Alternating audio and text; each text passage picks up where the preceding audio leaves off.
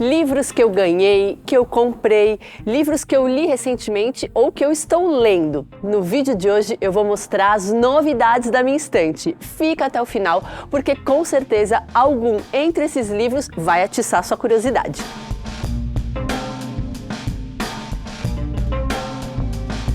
Eu vou começar com dois livros que eu li recentemente. O que você está enfrentando, da norte-americana Sigrid Nunez, é um livro lindo e um pouco triste. Nessa história, a narradora nos conta um pedido feito por uma amiga dela que enfrenta um câncer terminal.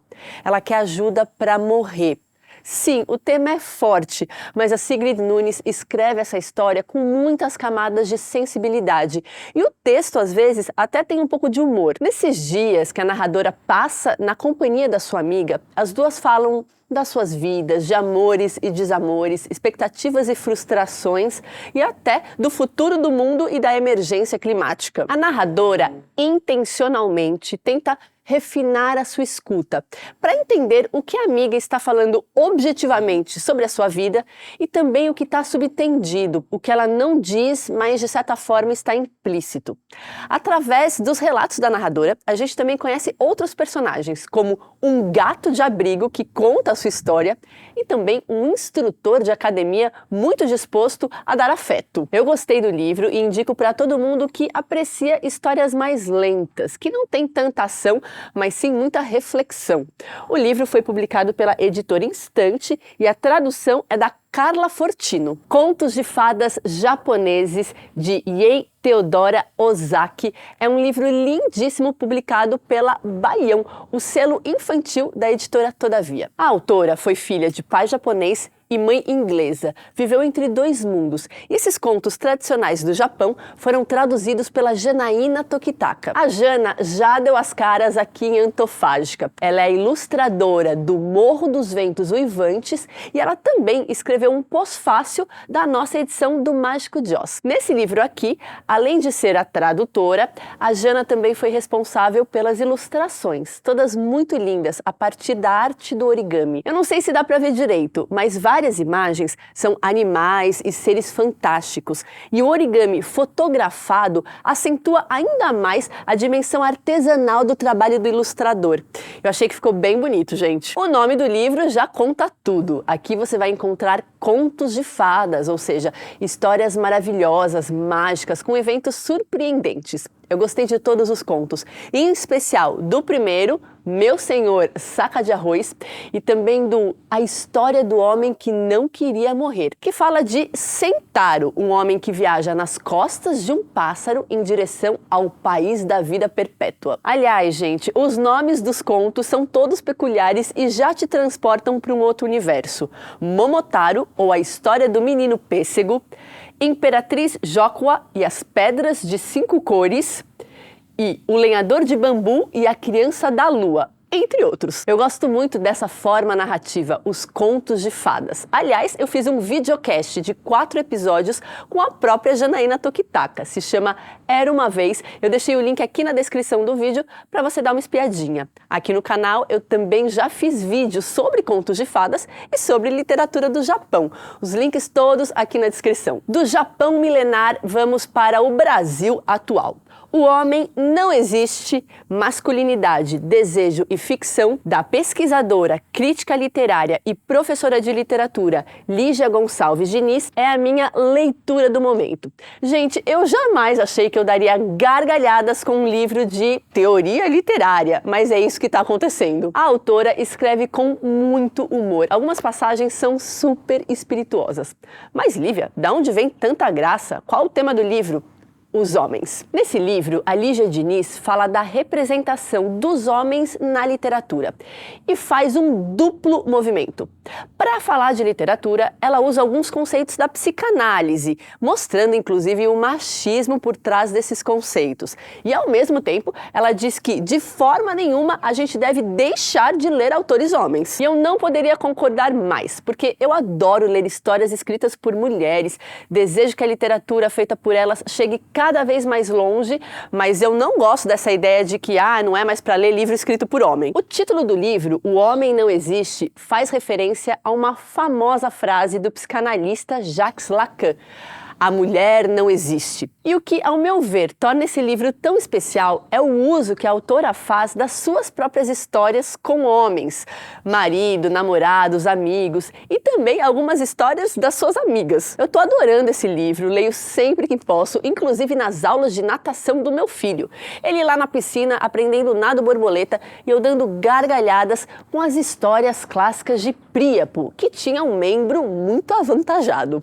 Se você quiser saber mais, vai ter que ler o livro. Bora mostrar alguns livros que eu ganhei das editoras.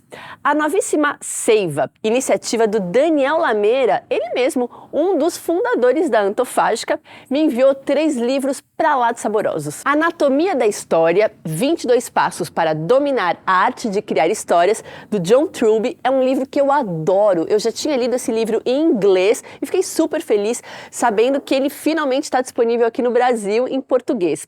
Eu já usei esse livro em vídeos aqui do canal.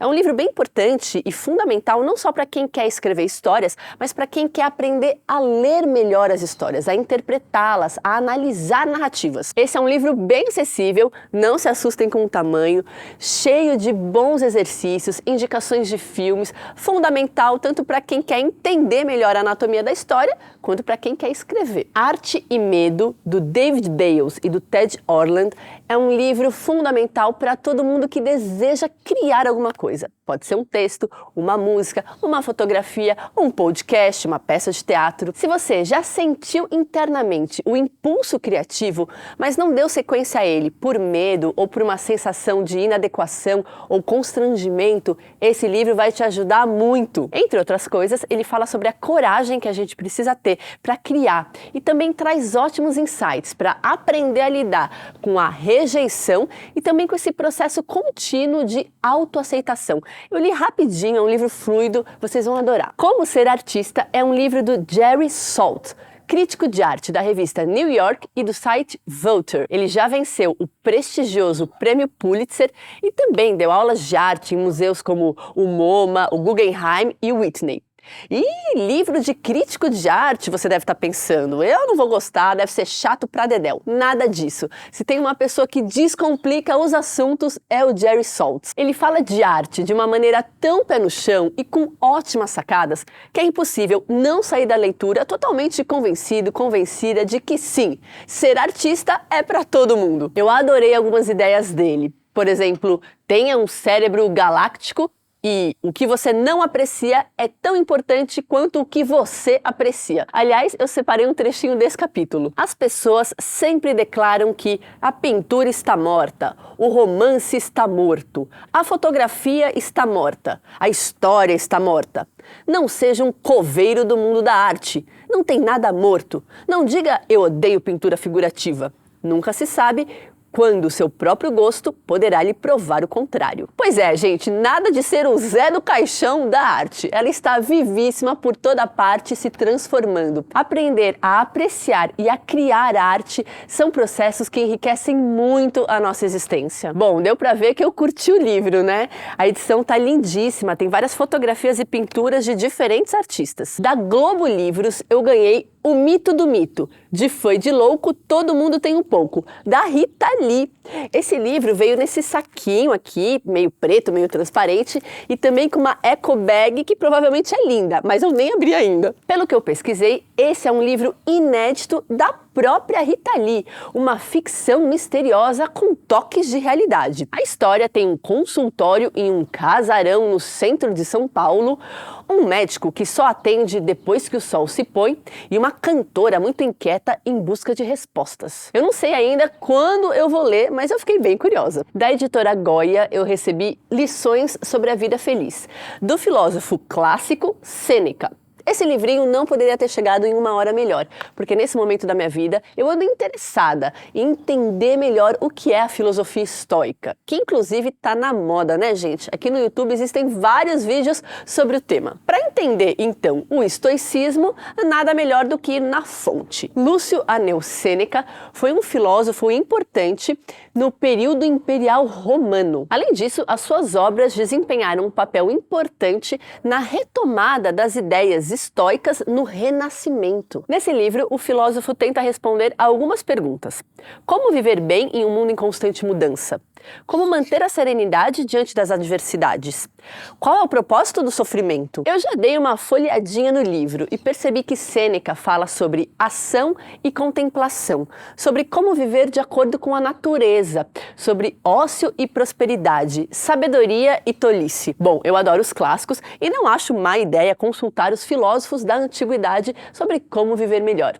Me contem aqui embaixo se vocês gostariam de um vídeo sobre esse livro ou sobre as ideias do estoicismo. Há poucos dias, 2 nanos da Antofágica chegaram aqui em casa. Um teto todo seu, da Virginia Woolf, e o Cortiço, de Aloísio Azevedo.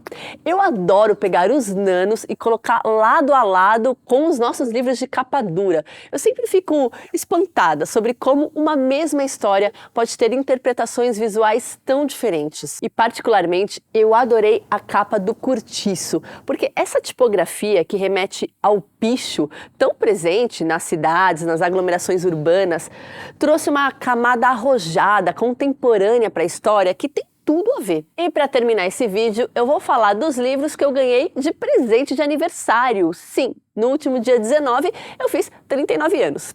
De uma amiga muito querida, eu ganhei Escrever é muito perigoso, ensaios e conferências da Olga Tokarczuk. Eu já tinha lido algumas partes desse livro, inclusive usei ele em um vídeo aqui no canal sobre literatura e astrologia. O link está na descrição do vídeo. Eu fiquei feliz que agora eu tô com o livro em mãos e posso ler todos os ensaios e conferências. Inclusive, aqui está o discurso que a autora fez quando ela ganhou o Prêmio Nobel. E esses 2 tijolões aqui, Plantas medicinais no Brasil, nativas exóticas e plantas alimentícias não convencionais, punk, no Brasil, são os livros que eu ganhei do Diogo, o meu companheiro, diretor do canal e pessoa ali atrás das câmeras. Eu ando muito interessada em jardinagem, agrofloresta, plantas em geral. Essas 2 enciclopédias com certeza vão me ajudar nos meus estudos. Obviamente, esses não são livros de literatura, mas vai que alguém aí do outro lado também tem interesse nesses temas. Fica a indicação. Todos os livros indicados estão com links na descrição do vídeo. Eu quero saber de vocês. Dos livros que eu falei e mostrei hoje, algum deles atiçou a sua curiosidade? Me conta tudo aqui nos comentários. E a gente se vê na próxima semana com mais um vídeo. Tchau!